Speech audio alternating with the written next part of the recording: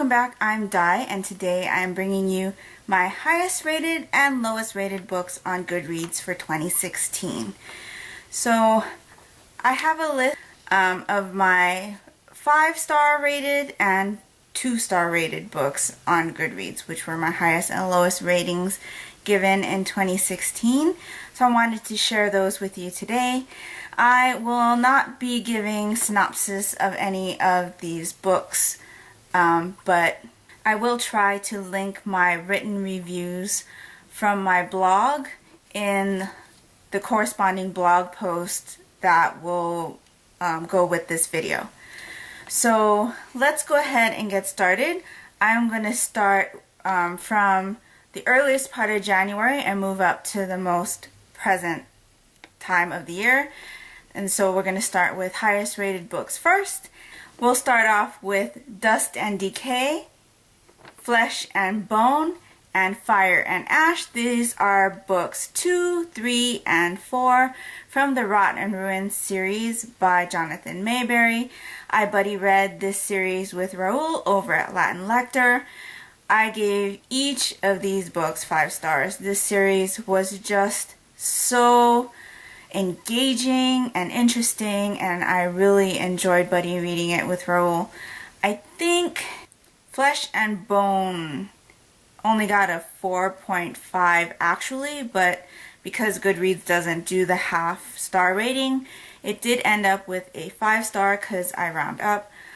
But still, overall, the series was excellent, and I do highly recommend it. The next book I want to mention is A Ghoul's Guide to Love and Murder. This is by Victoria Laurie and is the 10th and final book in the Ghost Hunter Mystery series. This has been one of my favorite series over the last couple years, and it ended in early 2016. I still think about it quite a bit, the series as a whole. And it's just one of those series that has stayed with me. I really enjoyed the paranormal aspect and the ghost hunting and the cast of characters. Really, really great series if you're looking for a paranormal twist to your mysteries. Next up was The Secret Garden. This is by Frances Hodgson Burnett. I have been meaning to read this for a long time and finally got to it this year. I am so glad that this was as good as the Hallmark movie that I grew up with. That one, for me, is the best movie reenactment. I have watched the other one that came out, but I just don't like it as much as the Hallmark version. Then I have to mention Marked in Flesh. This is the 4th book in the Other series by Anne Bishop. I have really enjoyed reading this series. I had been borrowing them from the library until after I read this one. Then I decided that I really needed to have a copy of the entire series for my collection, and the author did a virtual signing, so I was able to get a signed nameplate to put in my book. This has been a series that I've recommended to several people since I started reading it last year. The next book is coming out in the spring, and I can't wait to get my hands on it. Then there was Anne of Green Gables, again another one that I've been meaning to read for a very long time. I grew up with the Sullivan Entertainment mini-series with Megan Follows and just adored the story. So again, super happy that the book was just as good as I hoped it would be, and I am glad that I finally checked this one off my list. Then there was The School for Good and Evil by Soman Chainani. This is the first book in the School for Good and Evil series. I do have the box set and was supposed to have finished the series in 2016, but I just never got the chance to pick up the next 2. I will definitely be checking those off in 2017. This just really made you think about what is good, what is evil. And it really makes you think about the difference between doing good on the outside as opposed to being good on the inside. I really enjoyed this story and can't wait to get back into this world. Then there was The Haunting Season by Michelle Muto. This I read on Kindle Unlimited and is the story about the Seiler house and the investigation with the teens who have supernatural abilities. Super interesting book, gave me the creeps. Really great one to read during Halloween. And I will definitely be picking up more by this author in 2017. Then there was Summerfall. This is the prequel novella to Winterspell by Claire Legrand. I am reading Winterspell right now, but I've kind of been in a reading slump. Not because I'm not enjoying the book, it's just I don't feel like reading. I'm hoping to get Winterspell done by time 2016 is over, but it may carry on into the new year.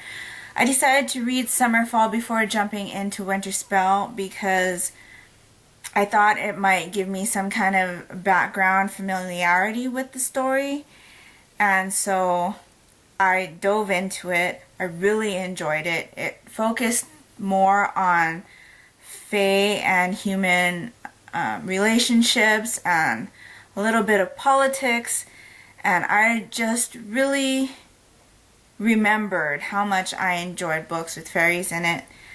This one kept me captivated from page 1, and I just could not put it down.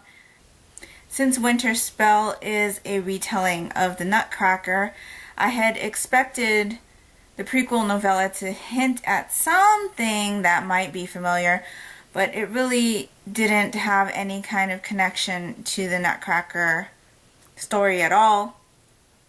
And I think if you were really interested in this novella, you could definitely pick it up without having to read Winterspell, if that didn't seem like something interesting to you. And last but not least of my 5-star rates on Goodreads for 2016 is Harry Potter and the Prisoner of Azkaban, because it's Harry Potter. I read this for Harry Christmas to You this year, continuing on from where I left off last year. This, I always say, is not my favorite book in this series, but that doesn't mean that I don't enjoy this one. It just is missing something for me, but still a 5-star read. I'm so glad that I revisited this one this year because there were a lot of things that I had forgotten and a lot of things that were different from the movies. And the movies I have watched tons more, but this particular book I believe I had only read once before I reread it this year.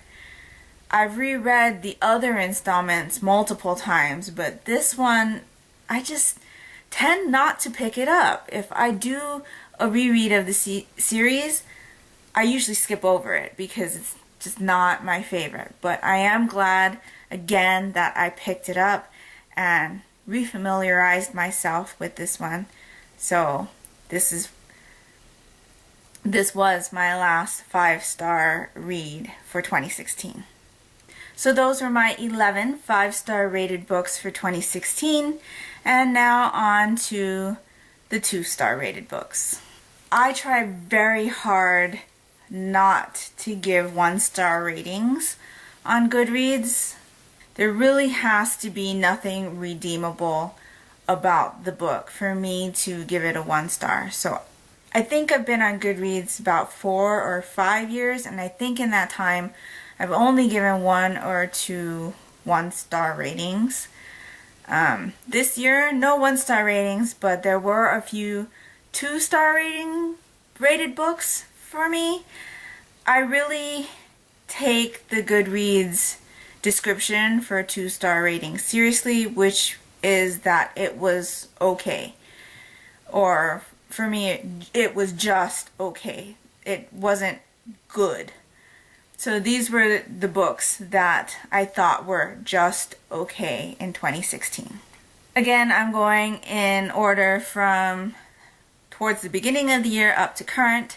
So the first book was Casino Royale by Ian Fleming. This is the first book in the James Bond series. I grew up on James Bond. It was something that I enjoyed watching with my grandfather. And so I was really interested in getting into the novels, and I was so disappointed in this book. Now, Casino Royale was one of the newer movies, and I had already seen it before I read the book. I would definitely say that the movie was better than the book in this instance. And I was really disappointed in Bond's inner monologue. It was very crude, and he had not nice things to say about women. And I understand that it was written in a different time, but that doesn't make it okay or enjoyable for me to consume. When I have to read about the not nice things that he thinks about women, that just kind of ticked me off. So, though the case was good, James Bond's character was disappointing. Therefore, this book got 2 stars. The next book that I gave 2 stars to was The Green Mile by Stephen King. Now, I was kind of familiar with this story. Obviously, there was a movie that was released on it. I was never interested in watching that movie, and never have, and I never will. I think I don't even know how far into this book I got before I started skimming. It just wasn't interesting to me. I kind of formed an opinion as to how I thought the book was going to end, and it just seemed to be going in that direction. And so the side stories didn't grab my attention. I ended up skimming all the way to the end just to know for sure what happened. And if it was different than what I perceived was going to happen, then I would have gone back and read it through completely, but it wasn't. And so I just decided to be done with it, and I didn't DNF it because I did read through the whole last chapter or 2. And so I do count that as read. Yeah, not for me. It wasn't a story that would have been in my wheelhouse, and it was just okay. Another book that disappointed me was A Perfect Crime. This was by Yi, and it was translated from Chinese. This was very disappointing because it was an Own Voices book, but there was nothing to it. Like, if you read the synopsis on Goodreads, that's basically what this book was about. Nothing other than what is written in the synopsis, I think, would be interesting to anybody. The character was unforgivable. He basically did what he did just because he was bored and wanted to see if he could get away with it. This just wasn't what I thought it was going to be, and the language used was very crude. And I don't know if that is just a result of the translation, but it just didn't sit well with me. Again, it was just okay. And the last book I gave 2 stars to was a book that I had read as part of my first in a series, Cozy Mystery Book Club. That was The Great Turkey Caper. This is the first book in the Agnes Barton Holiday Mystery Novellas series by Madison Johns. And I think the reason that this one disappointed me so much was because I wasn't aware that I should have read other books from either the regular Agnes Barton series or the Agnes Barton Paranormal Mystery series before I read this one. This is marketed as a first book in a series, so I thought it would be okay to pick it up. Not to mention that usually in series there is some kind of character recap where they reacquaint you with the characters and maybe some things they did, or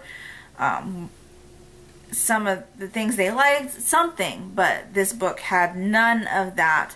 So that made it difficult to understand why the characters were doing the things that they were doing. I didn't like the way that they questioned people, or why people were so happy to oblige when they were being questioned by these two senior citizens. And again, it wasn't bad. I thought the mystery was good. I didn't know who the culprit was, but it was just okay. And so that kind of was the last okay book for me in 2016. So those are my highest and lowest rated books on Goodreads in 2016. Let me know what some of yours were, or if you've read any of these. I hope you're all doing great, and until next time, take care and smile always. Bye.